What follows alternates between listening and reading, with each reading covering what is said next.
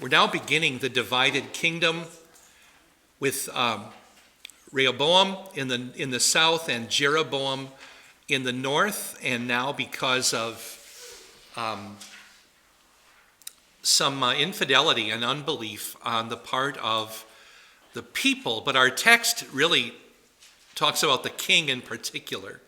We're going to see God allowing Egypt to attack Judah. So we're in 2 Chronicles 12 and 13, and because of the shortness of these chapters, I have to say, quite tempted, even this morning yet, to tack on chapter 14, but I really don't think we're going to have the time. So we're in 2 Chronicles 12 and 13. So chapter 12 is the account of Shishak attacking Jerusalem.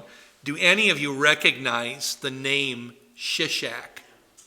Oh, I mean from movies and stuff.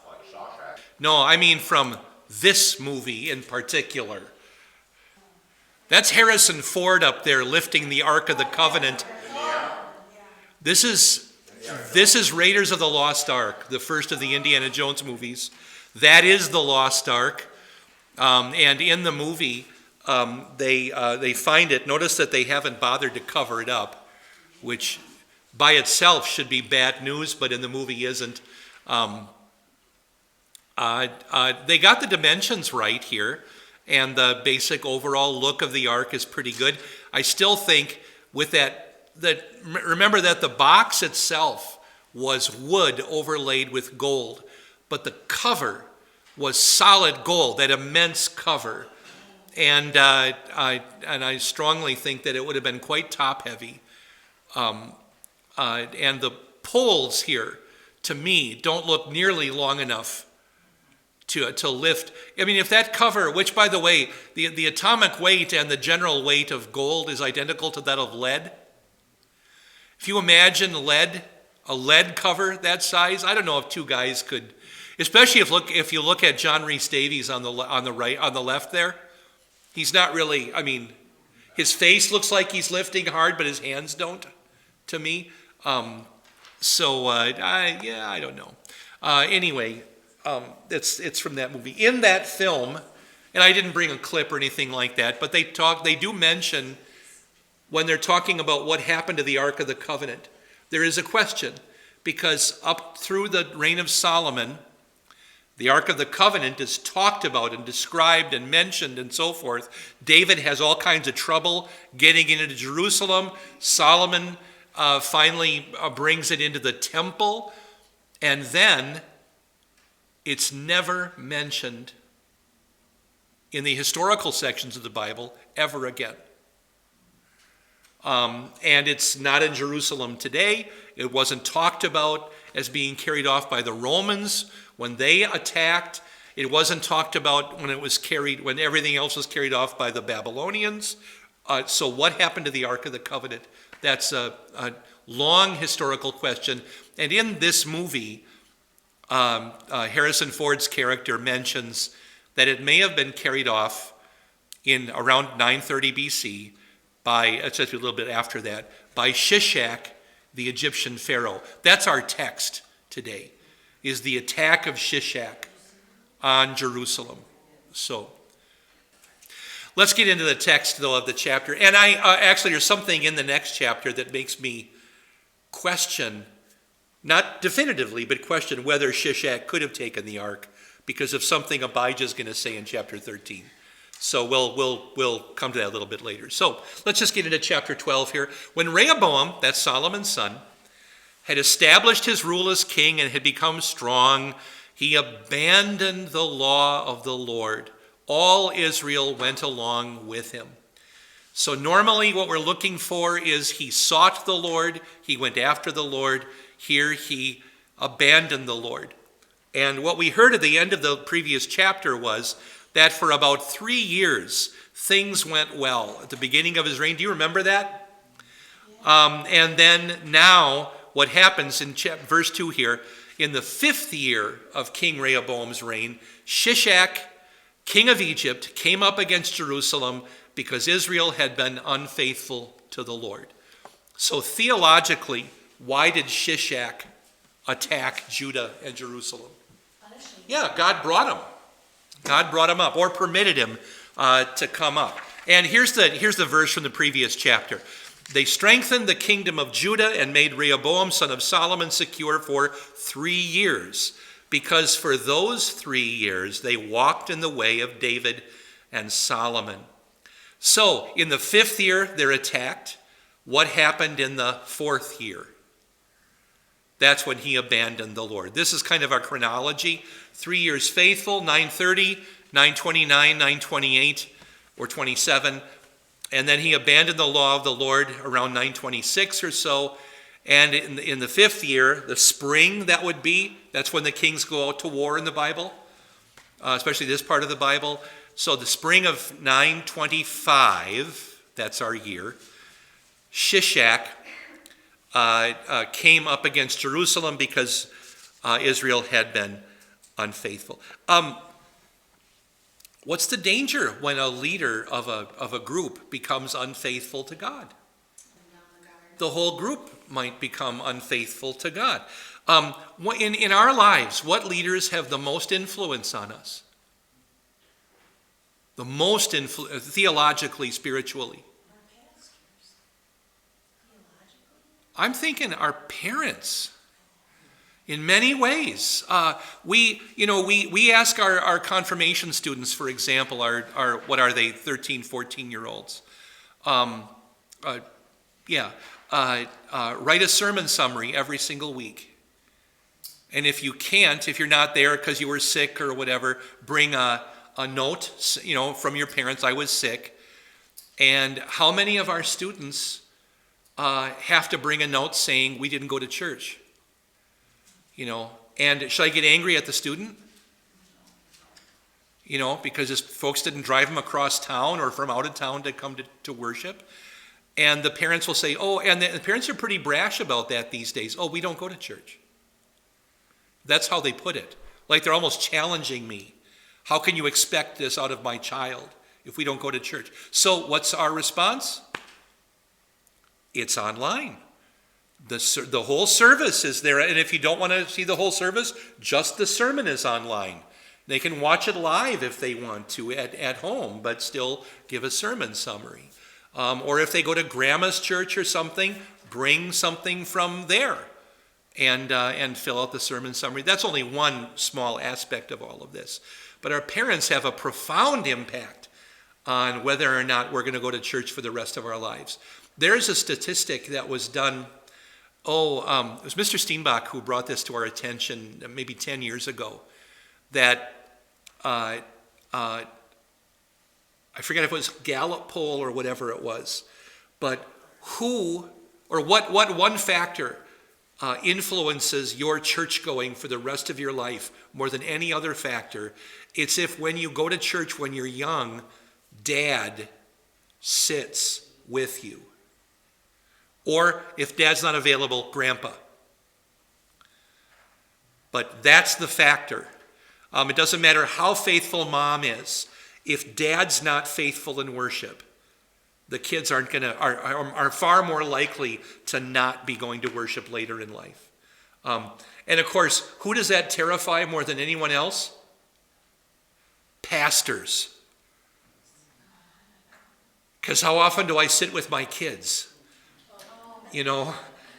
However, the poll did make that point. This doesn't really cover pastor families for that reason. But yeah, let's go back to Shishak, please. This is him. We have, for as powerful as he was, he was founder of a new dynasty in Egypt. We have very few pictures, although as Egyptian pharaohs go, this is a pretty intact rendering of his face, isn't it, of his head.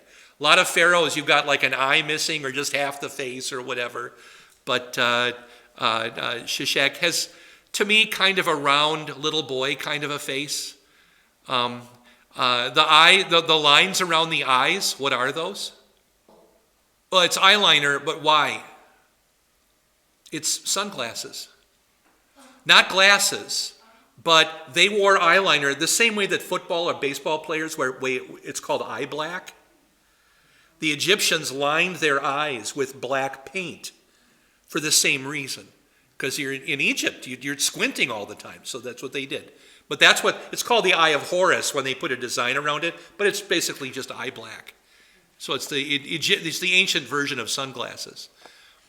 You'll see on his headdress, he has a serpent that's an asp or something on the front of his mask, but he has the beard, which is indicative that he was a pharaoh. But this is Shishak or Shoshank, not Shawshank, but Shoshank. So this is the dynasty. Osor-Khan the Elder is king through quite a bit of, or pharaoh through quite a bit of Solomon's reign. The 21st dynasty has been going on for a while. His son-in-law is Siamun. We talked about him a couple weeks ago.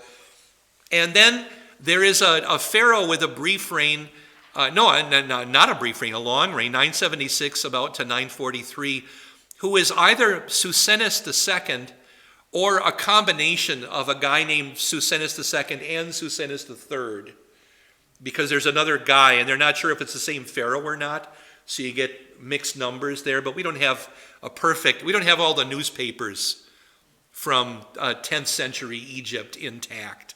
But that Susenes was a descendant from an earlier line, because the line of Osor-Khan was coming to a close, and this earlier line of pharaohs came in, but that ended the 21st dynasty, and this guy, Shishak, who is Osor-Khan's nephew, starts a whole new dynasty himself as the dynasty. They're kind of intermarried anyway, but a new dynasty in 943, roundabout to 922, shortly after our text. But this is this Shishak of Scripture. All right. I guess I have that kind of written on your page for you on the front page. So he came with 1,200 chariots, and check this out, 60,000 charioteers. The forces that came with him from Egypt, including Libyans, Sukkites, and Cushites, could not be counted. That phrase I'd like you to keep in mind. Could not be counted. He captured the fortified cities of Judah and advanced as far as Jerusalem. So he's coming from the south, and as far as means as far north as. But this problem with 60,000 charioteers, commentators really struggle with this. And it does seem like a lot of guys, doesn't it? In the very next chapter, we're going to have a war of 400,000 versus 800,000 in Israel versus Judah coming up shortly here. But in this raid, 60,000 seems to some commentators to be out of the question. Let me show you what it looks like in Hebrew. So 60,000 is the upper Hebrew text is B'shishim Elef. Can you read that okay? Sure. And let me make sure I'm on the right slide.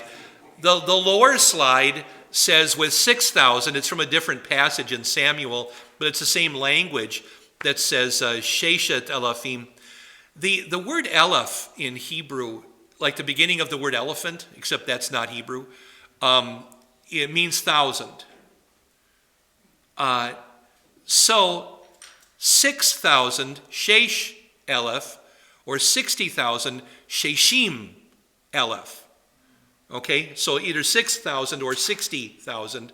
And the problem is this element that I have highlighted, the two identical letters, shin and shin, shesh. Everybody say shesh. Shesh, that's Hebrew for 6. And if you make it a plural, sheshim, that's 60. That's how you do that. Okay? But is it 6,000 or 60,000? Some think that Elef here doesn't mean thousands, but it means units, like a commander would run that many. But then how many in that unit? Obviously, they think it's less than 1,000, right? So, however, what did I tell you to remember from the passage?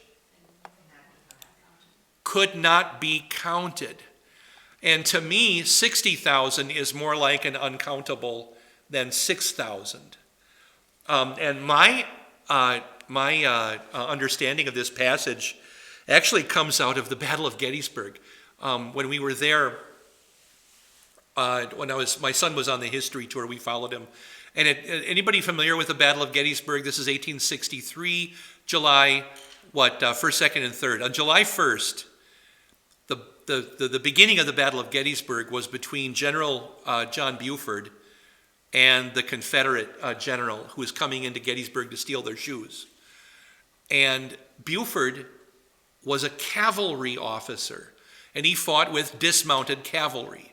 And that's why the Confederates got fooled.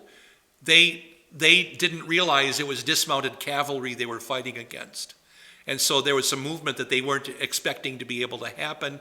But what if we use that term here for these charioteers? You've only got 12,000 chariots. So if you have 60,000 charioteers, they're not all needed for the chariots, right? But what if they're dismounted cavalry? That fits the context. It doesn't reject the Hebrew text. It kind of fits everything. So that's my proposal for why you would use the word charioteer, which is their word for cavalry, and 60,000, a lot of these guys.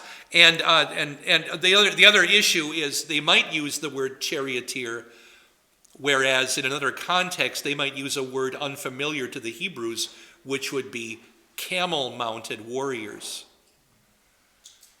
Because the Africans used camels for that kind of lightning transport that in American history would be horse-mounted. But they were from Libya, which is, as you see to the left of Egypt. Egypt is basically the area around the Nile. Then you have at the bottom the Cushites from, they also called it Nubia and so forth. Today, Cush would be what country? I think it would be northern Ethiopia. We're not quite down to the Sudan yet, but in there somewhere. And then the Sukkites, that's a curious word because Sukkah is the Hebrew word for the tents they used at the Feast of Tabernacles. That's the little huts. So do we have people who are sort of hut dwellers, the Sukkites? Is it a nation, or is it just people that lived out in the desert like nomads or Bedouins? And we're not even sure where they were from, but there were a lot of folks like that who lived on both sides of the Nile, just on the outside the borders of Egypt. They're kind of the borderland folks. So it could have been a lot of these Sukkites. They could have been Libyans, or they could have been somebody else. Midianites, for example. So the Sukkites, we're not told anything else about them, so anything I have is conjecture. I have another reason for the Egyptian attack. I'm going to suggest a different reason. Let's come to that in a little bit. From something we read earlier, actually. There was a hint in a previous chapter about why this happened, humanly speaking. But let's look at the attack itself. I have a map. So Shishak's advance comes from Egypt. He comes up and he begins to attack the fortified places of Judah, beginning down here at Beersheba. Remember, if you overlay Israel and Minnesota, because they're the same size, what Minnesota town is equivalent to Beersheba? Well, New Ulm, yeah. And then you learned that from a Mankato pastor. I'm okay with that. I sat next to him in the class where we learned this. And then you come northward here, and Jerusalem would be the equivalent of something like the Twin Cities or something like that. And then other cities in Judah would be attacked at this point, Hebron and so forth, until he gets all the way up to there in yellow, Jerusalem. So I'm proposing that Shishak probably would have taken that magnificent force he had and attacked, maybe divided maybe once or twice, and then come back around, basically going after Jerusalem. There's a reason why he may have gone after Jerusalem. Let's go to verse 5 here. So Shamaya the prophet came to Rehoboam. We don't know much about Shamaya, but he shows up a couple times here. He came to Rehoboam and the officials of Judah who had gathered at Jerusalem because of Shishak. Their people are running away. They go to the best fortified place around. And he said to them, "This is what the Lord says. You have abandoned me, so now I have abandoned you to the hand of Shishak." So that's God's statement. It's pretty terrifying.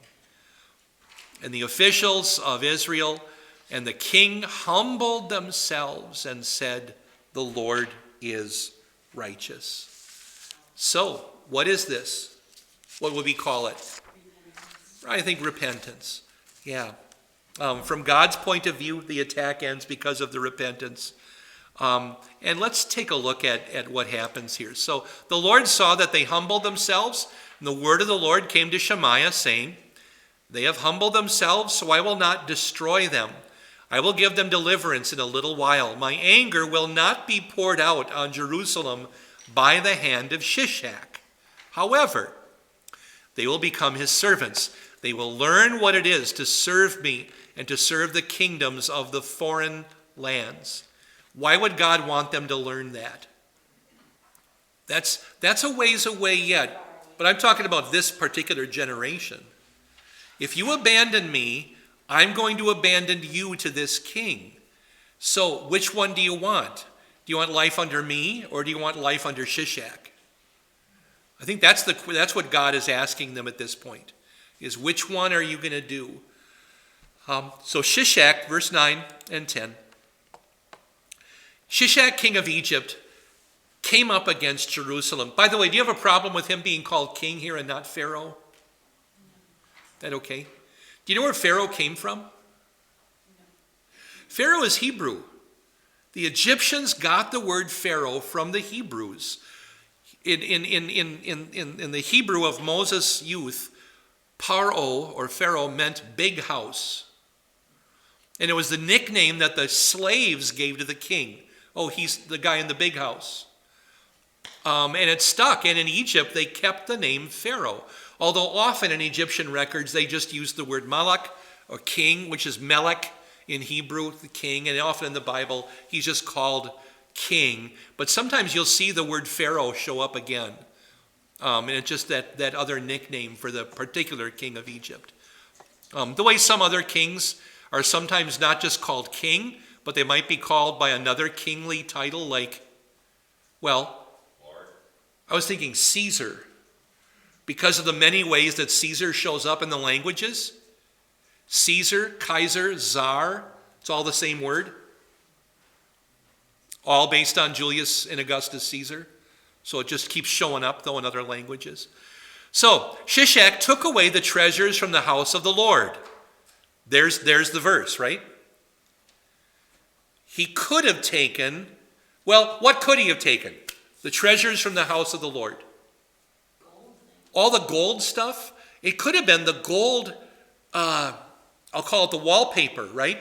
The gold overlay on the walls of the temple. There were many golden things, but the candlestick, right? The gold table. The bronze sea and the altar would have been too big, and we know that they didn't get carried away. But other things could have been carried away. But the ark could have been taken away, or knowing that he was on his way, could the Israelites have squirreled away the ark into some subterranean room somewhere, covered it up and hid it? Maybe. I don't know. But there were many other things that were there that were valuable. So, and also the treasures from the house of the king. He took everything, including the gold shields that Solomon had made. Now, the gold shields are what our author is going to focus on in this story. That doesn't mean they were the only thing that were taken, but there's a reason he focuses on the gold shields. So we'll remember what they were. You know, all these shields, they were kept in the arsenal called the Forest of Lebanon. There were so many big ones and 3 times as many little ones, and was it 200 and 600 or whatever it was, and there were lots and lots of these beautiful golden shields. Shishak took those in particular, and took them away. And a gold shield is not that valuable for military purposes. You know, it's kind of like paper mache. As far as stopping an arrow, it's not going to work, right? But they're beautiful and they're valuable, and he takes them. But it does say he took everything, which obviously is hyperbole. He couldn't take everything. But he took a lot of valuable stuff. The one thing Shishak did not do, and we learn this from this wall in Egypt, where Shishak records this very campaign in 925, the 18th year of his reign. is he lists all of these cartouches and things are the list of the cities he conquered in different places, mostly on his way through Philistia and the Midianite territories, the desert of Zin, and then up into lower Judah, including Beersheba, but the city that isn't on here is Jerusalem. So he didn't capture Jerusalem. Does that fit our text? Well, he plundered Jerusalem, but didn't capture it. He doesn't occupy it. He just ripped it off, as it were. So he's got a little bit in common with guys like, Billy the Kid and Babyface Nelson, and who are the guys in Medelia? The Jesse James and the Younger Brothers, right? Yeah, so those guys. So he just robs. He doesn't pillage here, or pillages but doesn't occupy. So King Rehoboam made bronze shields in their place, and he entrusted them to the captains of the guard who were keeping watch at the entrance of the king's palace. Whenever the king went to the house of the Lord, the guards would go along and carry the shields. Then they would return them to the guard room. So all of a sudden, they're treated like the good china. You only get to use it at certain times. I've never found our good china. I know we got it for our wedding. I don't even know where it is. Somewhere in my house. I may have to have one of you come over and look for it with me sometime. I don't know. But remember about 2 chapters ago, they were describing gold in Solomon's time, how much gold he had and got in revenue every year. Remember how he described the silver? It was so common they didn't even bother to count it up. What are these shields made out of that they have to replace them with? Bronze. They're not even silver. They're bronze. I mean, gold, silver, copper, right? That's the order of our coinage. And the bronze is copper and tin mixed. That's what bronze is. But it's remember that Solomon only died 5 years ago. And silver wasn't even valued then. And now they have to use bronze for the decorative shield. So when it says Shishak took everything, I think he really plundered them. He took all the stuff. Shishak didn't care about defeating troops. He just robbed them. Now,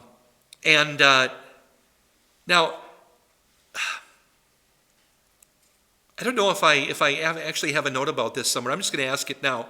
So Shishak's own record says that this happened in his 18th year.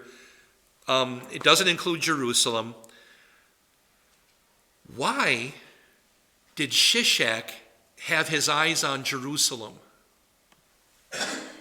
Who had lived with Shishak for 20 years? Jeroboam, the king of the northern kingdom.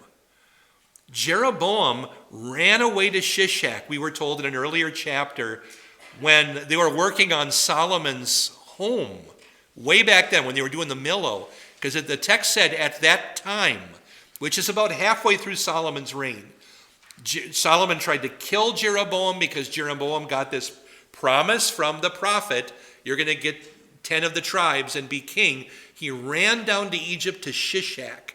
And now, not long after Solomon is dead, up comes Shishak to plunder all the goods from the other tribes.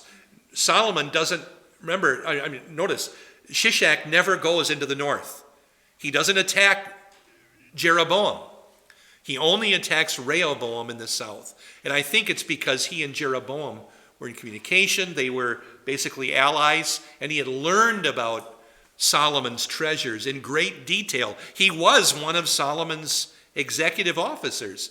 So he learned about all this stuff from Jeroboam, and now he comes and takes it. That's what he had in mind. And why would he want all of the money? To finance everything else he was doing. Got a big building project. He's getting up there in years now. Just about time to start building my pyramid. I need about, $25 million for that. Let's go up to Jerusalem and get it. Let's make a withdrawal from the bank. We don't have an account, but that doesn't matter. Okay. So, because he humbled himself, the anger of the Lord turned from him. He did not completely destroy them, so conditions were good in Judah. In what way were conditions good in Judah that just went from being one of the wealthiest nations on earth to being, not even having a bank anymore? There were still believers there.